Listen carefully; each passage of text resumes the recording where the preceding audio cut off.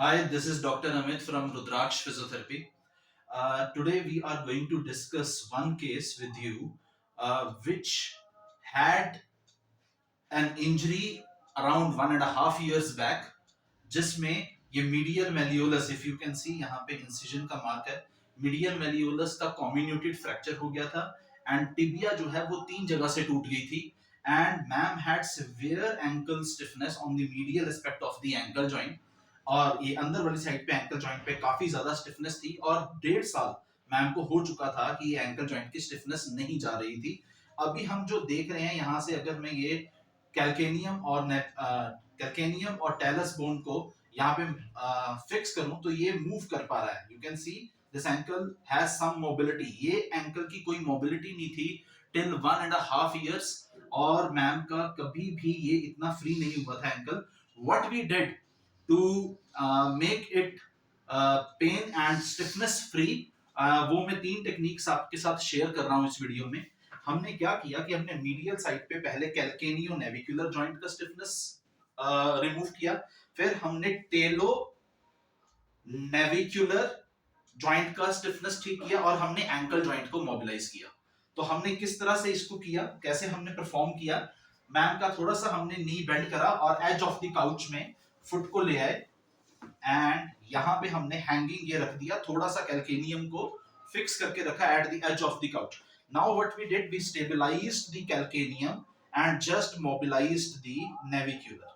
Now जब हमने ये किया तो उससे कैल्केनियो नेविकुलर जॉइंट में जो स्टिफनेस थी, post operative stiffness, that got very easily removed by doing this technique, and we were not letting this calcaneum move and we were just moving the navicular bone. So calcaneonavicular joint got free at first, and the second thing that we did, the second mobilization was fixing the ankle joint and moving the talus and navicular. So ये टेलो navicular joint था, तो हमने यहाँ से medial मेनियोलस को और talus को stabilise किया। If you can see, I am now stabilizing this portion of the tibia, that is medial malleolus, and around with it talus।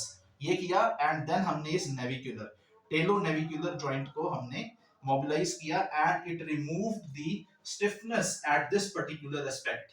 तो यहाँ पे स्टिफनेस काफी ज्यादा कम आ गई, टेलस गॉट फ्री, यहाँ पे calcaneonavicular got free and now talus started moving a little bit and it had gained some arthrokinematic motion within the joint, क्योंकि arthrokinematic motion was totally lost in this joint, and after that we performed a complete ankle joint mobilization।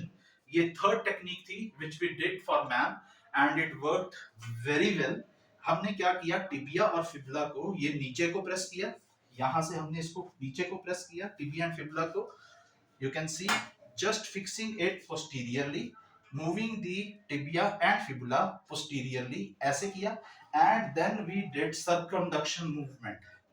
This was the circumduction movement both in anti-clockwise direction and in clockwise direction। तो हमने ये दोनों चीजें हमने ये fix करके tibia fibula को हमने पूरा का पूरा एंकल जॉइंट की मोबिलिटी restore कर दी। So these three techniques worked very well।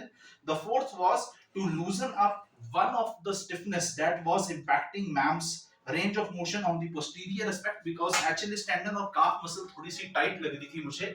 तो हमने क्या किया, इसी टिबिया और फिबुला को पोस्टीरियरली मूव किया ऐसे एंड जस्ट कैल्केनियम को पुल किया, एचिलिस टेंडन को पुल किया एंड पोस्टीरियर साइड से we just opened the ankle joint. This was the fourth technique that we perform and इससे बैक साइड में अगर थोड़ी सी स्टिफनेस मैम को फील हो रही थी तो that stiffness got removed. So this was the fourth mobilization that we did for man। So these 4 techniques followed by 4 exercises worked wonders और 1.5 years की जो stiffness है that got removed I think within 10 14 15 days। So अब जो हमने exercises ma'am से perform करवाई हैं वो भी आपको demonstrate कर देते हैं कि what exercises did ma'am has done for removing the ankle joint stiffness on the medial aspect on the and on the anterior aspect। So पहली एक्सरसाइज आपके सामने डेमोन्स्ट्रेट करने जा रहे हैं। Please So lumbricals and interossei muscles of the foot, जिसमें ma'am को हमने ये ग्रैब करना है फुट से एंड इस हैंकी को ऊपर रेज करना है. Yes, this was the first thing. So इससे लंब्राइकल्स और इंट्रोसियाई मसल्स जो हैं वो स्ट्रेंथन हो रहे थे, जिसकी वजह से एंकल जॉइंट की स्टिफनेस काफी ज्यादा बेटर हुई है. क्योंकि lumbricals and interossei mid tarsal joints पे and between the you can say intermetatarsal joints में जो स्टिफनेस थी वो काफी ज्यादा इससे ठीक हुई है. So this was the first exercise that we did. Second exercise was जब हमने मैम को एंकल जॉइंट का जो काफ मसल्स में टाइटनेस थी और पोस्टीरियर साइड पे एंकल जॉइंट मूव नहीं कर रहा था अच्छी तरह से, तो हमने काफ मसल को सस्टेन्ड स्ट्रेचिंग पे डाला. So that exercise was जो इन्वॉल्व लेग है वो पीछे रखी मैम की. This was the surgical leg, post operative leg, और मैम ने ये वाला फुट जो है ये इसके साथ टच किया एंड नी को पूरा वॉल के साथ टच किया एंड इस काफ पे स्ट्रेच आ रहा है इस वक्त. सो ये जो काफ पे जो स्ट्रेच आ रहा है ये ma'am has to maintain that stretch for at least 20 seconds in order to remove the complete, you can say, tightness of the calf muscle which was hindering the mobility at the posterior aspect of the ankle joint. So ये 20 seconds के लिए hold कर रहे हैं ma'am. Repeat this for 10 to 15 times. हमने ma'am को बोला कि इस स्ट्रेच को 10 to 15 टाइम्स मैम रिपीट करेंगे. Repeat it for 3 times in a day. So this was the second exercise. Third exercise हमने मैम को जो करवाई है दैट वाज स्क्वाट्स. मैम आ जाए.